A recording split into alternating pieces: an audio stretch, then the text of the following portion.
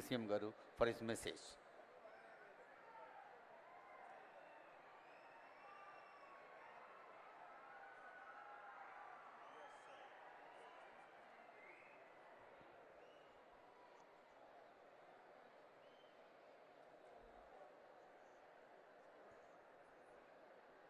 గౌరవ ముఖ్యమంత్రి వర్యులు శ్రీ రేవంత్ రెడ్డి గారికి, జిల్లా ఇన్ఛార్జ్ మంత్రివర్యులు శ్రీ శ్రీనివాస్ రెడ్డి గారికి, జిల్లా నుంచి రాష్ట్ర మంత్రిమండలిలో ప్రాతినిధ్యం వహిస్తున్నటువంటి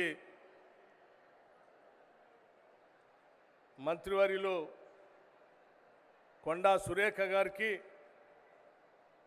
సీతక్క గారికి, మరో మంత్రివర్యులు దుద్దిళ్ల శ్రీధర్ బాబు గారికి,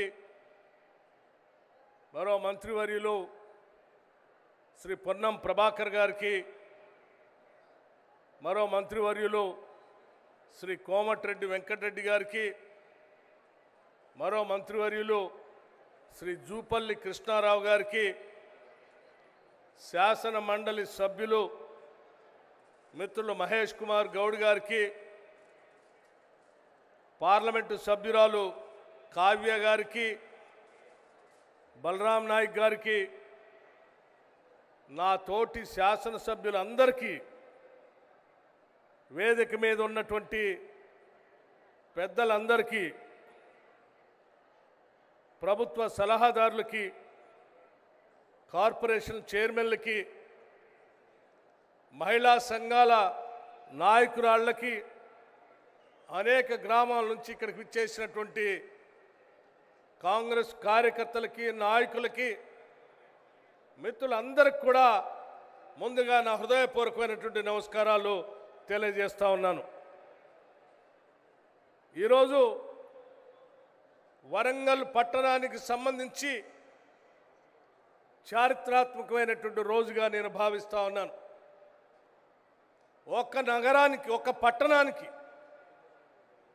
దాదాపు 6,000 కోట్ల రూపాయలు శాంక్షన్ చేసి వాటికి సంబంధించినటువంటి పనుల్ని భూమి పూజ చేసుకునేటువంటి కార్యక్రమం, కొన్ని ప్రారంభోత్సవం చేసుకునేటువంటి కార్యక్రమం ఈరోజు రాష్ట్ర ముఖ్యమంత్రి వర్యుల చేతుల మీదుగా యావత్ రాష్ట్ర మంత్రి మండలి ఇక్కడ ఉండి చేసినటువంటి ఈ కార్యక్రమం బహుశా తెలంగాణ రాష్ట్ర చరిత్రలో ఒక పట్టణాన్ని మరో మహానగరంగా మార్చడానికి చేస్తున్నటువంటి ఒక పెద్ద ప్రక్రియలాగా మనమందరం ఈరోజు గమనిస్తూ ఉన్నాం.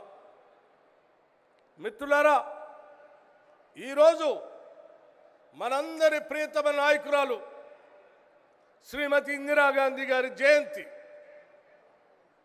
ఈ దేశంలో భూ సంస్కరణ తీసుకొని వచ్చి బ్యాంకులను జాతీకరణం చేసి రాజభరణాలు రద్దు చేసి 20 సూత్రాల ఆర్థిక కార్యక్రమాన్ని తీసుకొని వచ్చి పేద బడుగు బలహీన వర్గాల ప్రజానికం కోసం పనిచేసినటువంటి భారతరత్న శ్రీమతి ఇందిరాగాంధీ గారు పుట్టినటువంటి రోజు.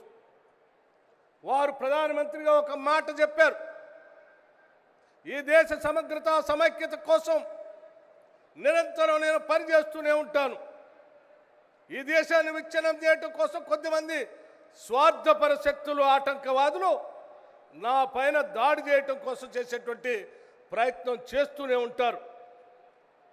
ఒకవేళ అదే జరిగితే కూడా నా ఒంట్లో ఉన్నటువంటి ప్రతి రక్తపు బిందువు ఈ దేశ సమగ్రత కోసం, సమైక్యత కోసం, అభివృద్ధి కోసం ఉపయోగపడుతుందని చెప్పి ఈ దేశం కోసం ప్రాణాలు అర్పించిన గొప్ప ధీరోదాత్తురాలు శ్రీమతి ఇందిరాగాంధీ గారు.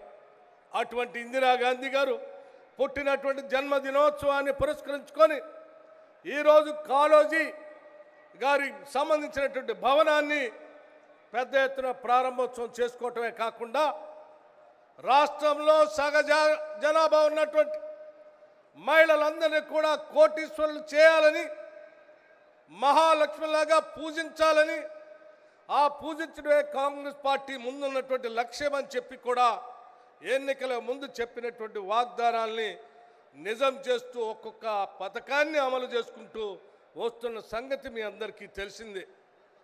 అది ఉచితంగా బస్సు రవాణా కావచ్చు, లేకపోతే దాదాపు 25,000 కోట్ల రూపాయలు ఒక సంవత్సరానికే వడ్డీ లేని రుణాలు ఇచ్చి రాబోయే 5 సంవత్సరాలలో 1,00,000 కోట్ల రూపాయలు మహిళలకి వడ్డీ లేని రుణాలు ఇవ్వాలనేటువంటి ఆలోచన కావచ్చు.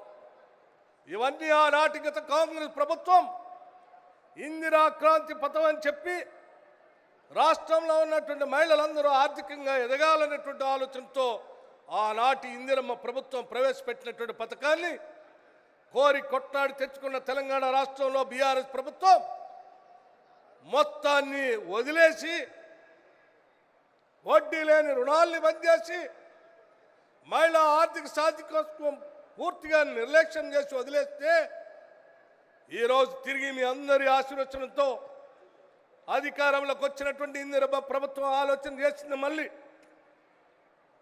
మహిళలందరినీ మహాలక్ష్మిగా చేయటం కోసం తిరిగి వడ్డీ లేని రుణాలు ఇద్దాం.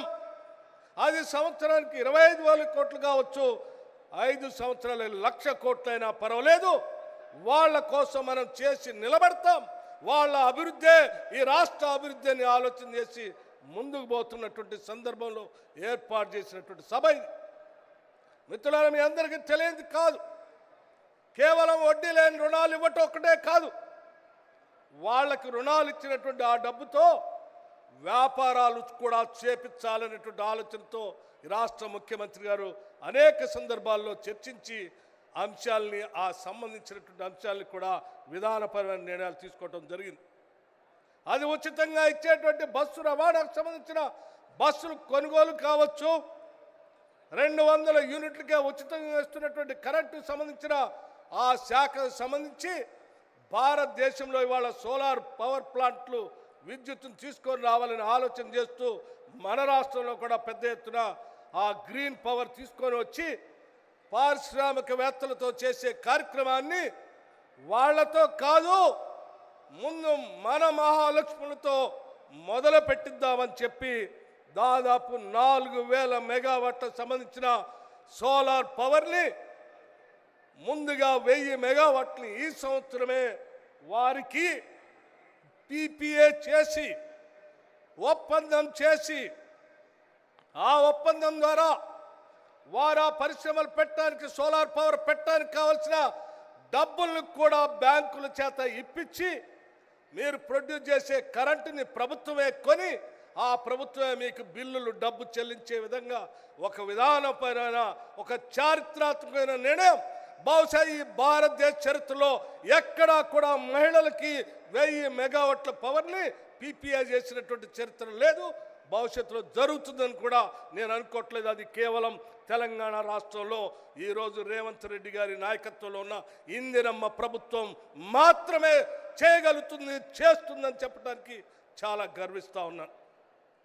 ఈరోజు మిత్రులారా, ఆలోచన చేయండి. ఈ దేశ జనాభాలో సగభాగం ఉన్నటువంటి మహిళలు ఆర్థికంగా ఎదిగితేనే ఈ రాష్ట్రం ఎదుగుతుందని, దానికోసం ఏ స్థాయికైనా ఎన్ని వేల కోట్లైనా ఖర్చు పెట్టడానికి వెనకాడేది లేదని చెప్పి విధానపరమైన నిర్ణయం ఈ రాష్ట్ర ప్రభుత్వం తీసుకుంది అని చాలా స్పష్టంగా చెప్పడానికే ఈరోజు ఈ సభను ఏర్పాటు చేశాం. ఈ సభ ద్వారా రాష్ట్రంలో ఉన్న మహిళలందరూ కూడా చెప్తా ఉన్నాం, ఈ ప్రభుత్వం మీది, ఈ ప్రభుత్వం మీది, మీరు ఏది కావాలనుకుంటే అది చేయడానికి రాష్ట్ర ప్రభుత్వం సిద్ధంగా ఉంది. ఎంత పెద్ద ఎత్తున ఖర్చు అయితే కూడా మీతో ఖర్చు పెట్టించడానికి రాష్ట్ర ప్రభుత్వం ద్వారా వడ్డీ లేని రుణాలు ఇవ్వడానికి రాష్ట్ర ప్రభుత్వం సిద్ధంగా ఉంది. ఆ సిద్ధంగా ఉంది కాబట్టే ధైర్యంగా ఈరోజు ఒక సంవత్సర కాలం పూర్తి చేసుకున్నటువంటి సందర్భంలో ఇక్కడ సభ పెట్టి ధైర్యంగా మేము చెప్పగలుగుతున్నాం. మాటలు చెప్పిపోవడానికి రాలేదు. గత ముఖ్యమంత్రి ఇదే వరంగల్ జిల్లాలో ఇక్కడికి వచ్చి కుర్చీ వేసుకొని జర్నలిస్ట్ సంబంధించిన కాలనీ కట్టిస్తాను, నేను తిరిగి నేను మళ్ళీ వస్తాను, నాకు దావత్ కూడా చేయాలా, నేనే కుర్చీ వేసుకొని కట్టిస్తా అని చెప్పి మాటలు చెప్పిపోయాడు. ఆయన కట్టించింది లేదు, కుర్చీ వేసుకున్నది లేదు, వీళ్ళు దావత్ ఇద్దామంటే మనిషి కనపడ్డది కూడా లేదు. కానీ మేము కేవలం ఎన్నికల సందర్భంలో రేవంత్ రెడ్డి గారు ఈ ఎన్నికల సందర్భంలో ఈ జిల్లాకు వచ్చి ఈ జిల్లాకు సంబంధించి వరంగల్ పట్టణాన్ని నగరాన్ని మార్చడానికి కావాల్సిన నిధులు ఇస్తానని చెప్పి మాట ఇవ్వటమే కాకుండా కేవలం 6 నెలల్లోనే కాళోజీ కళాక్షేత్రానికి కావాల్సిన డబ్బులు రిలీజ్ చేసి కట్టించి ఈరోజు మీ అందరి ముందు ప్రారంభోత్సవం చేశారు. ఇది కాంగ్రెస్ ప్రభుత్వం యొక్క నిబద్ధత, ఈ ప్రభుత్వం యొక్క సంకల్పం అని ఈ సందర్భంగా మనం చేస్తూ ఉన్నాం. మిత్రులారా, ఆలోచన చేయండి.